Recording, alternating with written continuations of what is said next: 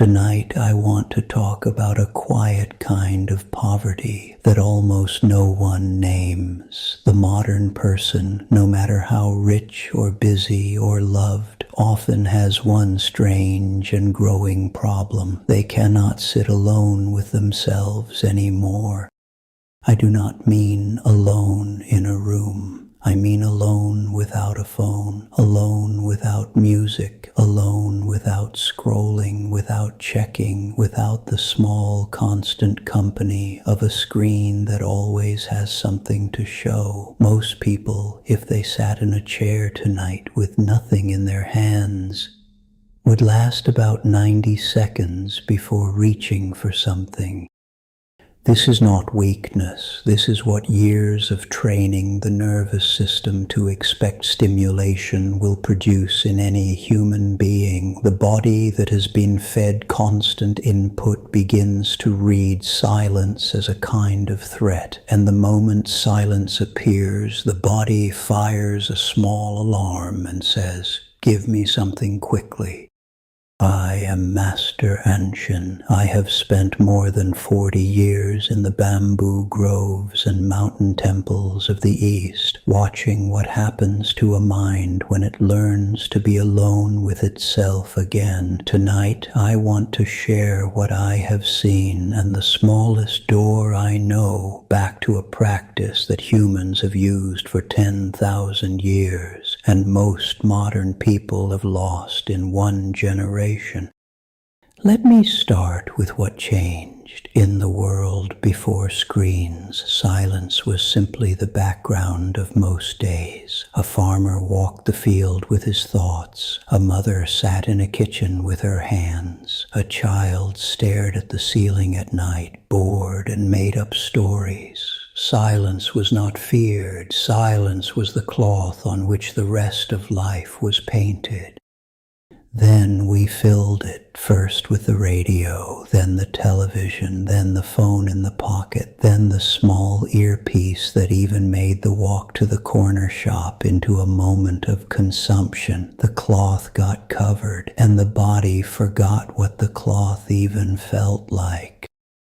What the monks knew, what they have been quietly knowing for thousands of years, is this: silence is not the absence of something. Silence is the substance the mind uses to know itself. Without silence, the mind cannot rest. Without rest, the mind cannot heal. Without healing, the mind cannot become wise. So in the old teaching, the first practice was never meditation. The first practice was simply learning to sit with yourself again.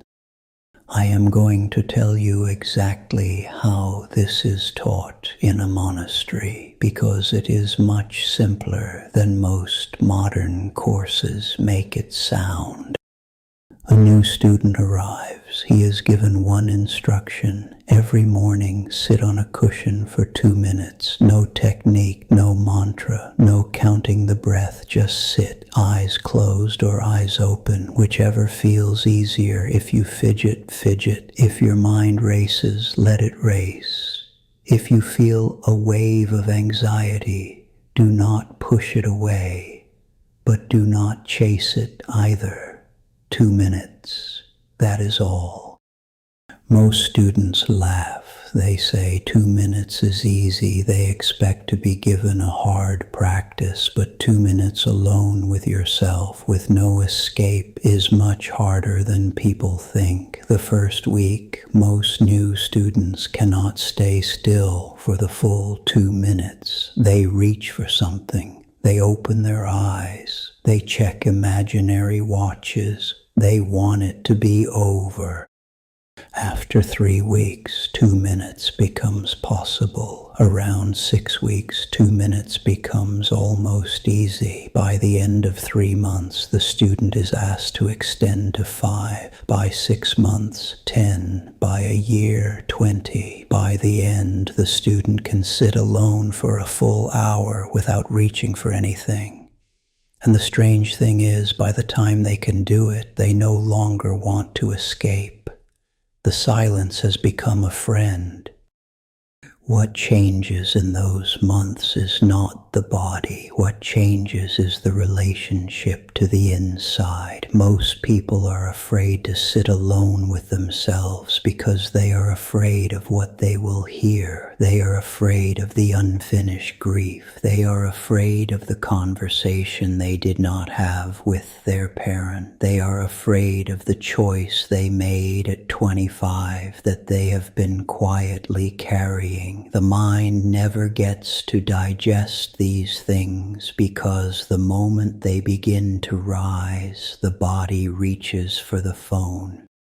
When you can sit with yourself, the rising stops being a threat. The grief is allowed to come up and settle. The unfinished conversation is allowed to be felt. The old choice is allowed to be forgiven, not solved, not analyzed, just felt and released. This is what the monks have always known. The body wants to digest. It only needs permission, in silence, in stillness. Here is the practice I want to leave you with tonight. It is the same 2-minute door I was given when I was a young student in Burma. I will keep it short because the practice is short.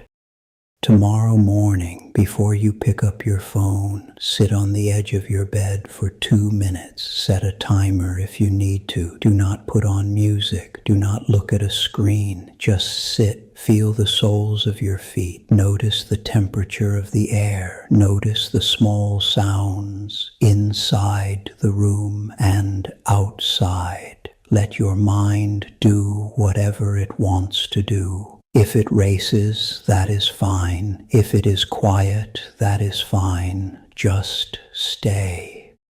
2 minutes. That is the entire practice for tomorrow. Do this every morning for 7 days. At the end of the week, you will notice something. The 2 minutes will feel different. It will feel less like effort. It will feel more like a small room you have rediscovered. Then add 1 more minute. The practice grows from there. Within a few weeks, you will be able to sit alone with yourself for 5, then 10, then 20. I will tell you a story I have not told many people. When I was 22 in a monastery in Burma, I had a teacher who could sit for 6 hours without moving. I asked him once how he learned this. He laughed and said, "The same way you will learn it, 1 bad minute at a time." I never forgot that answer. 1 bad minute at a time. There is no other path. Every quiet person you have ever met, every elder who seems untouched by the small storms of life, every monk who looks at you with that strange and warm steadiness, started exactly where you will start tomorrow, with 1 bad minute, then another, until the minutes were no longer bad. The world will not stop being loud. It will probably get louder, but the silence inside you is not built by the world. It is built by you, 2 minutes at a time, in a chair by your bed before the day has begun. Thank you for listening to The Quiet Path. If this practice resonated, you can read more in my book, The Quiet Path, available at masteranshin.clickdrop.online. Next Sunday, I will see you again. Until then, sit, breathe, listen.